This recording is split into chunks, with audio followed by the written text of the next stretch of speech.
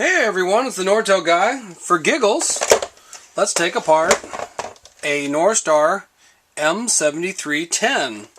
This was the absolute workhorse, with the possible exception of maybe the 7208 of the Norstar family. These things, if you look on the bottom, they've got the revision and the date, and like here it says 1999.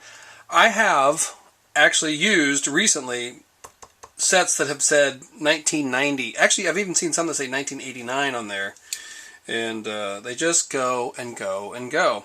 Anyway, we're going to open this thing up so we can see what the guts look like. I'm not really showing you this for the purposes of repair, because really anymore, as of the making of this video, which is 2015, there are so many used ones of these in circulation now that they're really not worth fixing. They're just throwaway items at this point, because you can buy them on like eBay or something for 20 bucks. Anyway, so on the back is about 5 Phillips screws. So let's take out the Phillips screws and see how far we get here. I think what you're going to be surprised is, because this is not the first time I've been inside one of these, is how little the amount of internal components there are. The phone feels kind of weighty, like it's significant. I don't know if they still do it, but they actually used to put lead weights or metal weights inside of them just to make them feel more significant. I got maybe to hold them on the desk better too. It looks like I need a little bit longer Phillips, so pause the video and I'll go get a longer Phillips screwdriver. Okay, I'm back. I got a longer Phillips screwdriver. My little Leatherman couldn't reach down inside that deep hole to get that other one. Also, I love the Leatherman tool. If I loved it anymore, I think I'd have to create a channel called the Leatherman Guy channel. Anyway, so get this one out of here. And get this guy. Get this guy. Get this guy.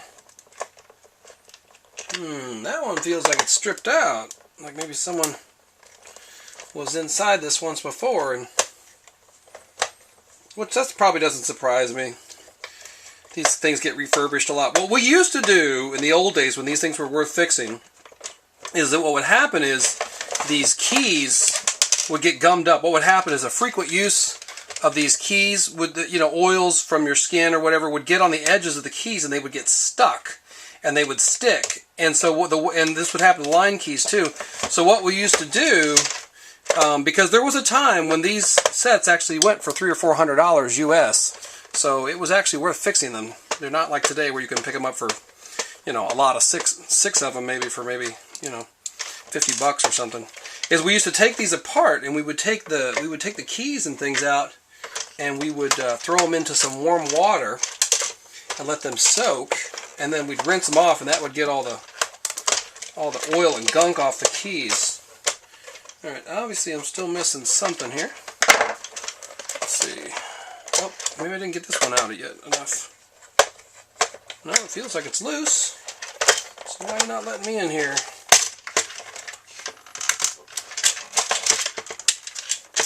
There must be one more I'm not seeing.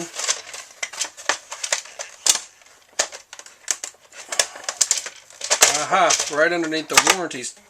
This little white sticker right here was refurbished, and so they put a sticker over there to protect the warranty, because obviously you have to break the sticker to get inside this thing.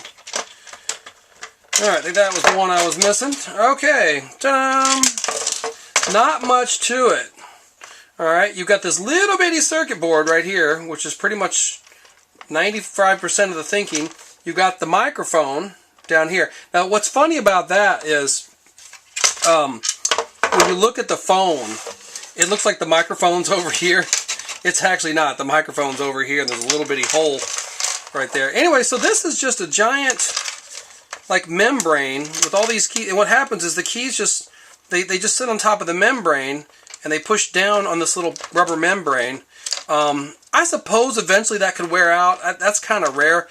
What usually happened the most was the keys would get this kind of a gunk on the edges, and they would stick. And so we would take them out, we'd put them in the water, and we'd let them soak for a little bit. Then we'd just rinse them off, and all that gunk would come off, and we'd just put the whole thing back together.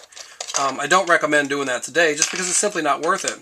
So you got the membrane for the line buttons, and then here you have this little LCD, which, that's the one that the arrows are on that point to whatever line or feature you're using. this big matrix of contacts that sit underneath the membrane.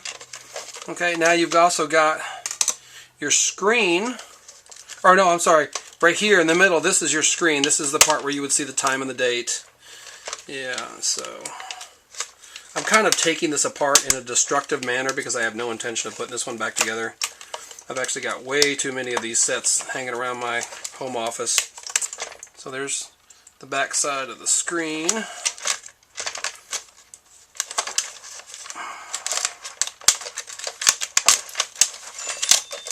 Okay, see if I can get that screen out. Now the screens used to be one of the first things to usually go on the 7300 or any of the 7000 series phones.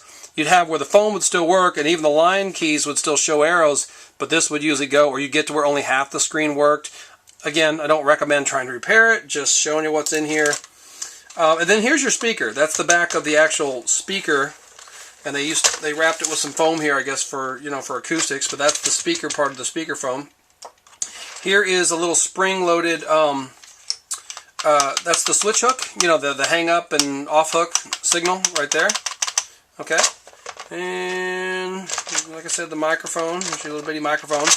And again, it's kind of funny because the microphone's way over here underneath the handset, and yet here's this thing over here. For years, when I first got in the business, I thought this was the microphone. I mean, it is perforated looking, but if you look on the back side, it doesn't go through. There's no vent there for the sound to go through. I think this is just decorative. Maybe it wasn't never intended to look like a microphone, but that was certainly the impression that myself and most people got, was that was the microphone. Alright, so that's what the inside of a 7310 looks like. A couple of plastic shells, a bunch of little rubber membranes with these contacts on them, which would then press down and hit, contacts back here on this kind of carbonized circuit. I don't want to call it a circuit board, but like a just a circuit membrane. And then all that stuff would get relayed back to the circuit board, and then here you had the connection for the station, then you had a connection for a headset and a connection for the handset. Alright, so in case you ever wanted to know what was inside a 7310, that's what's inside there. Thanks for watching.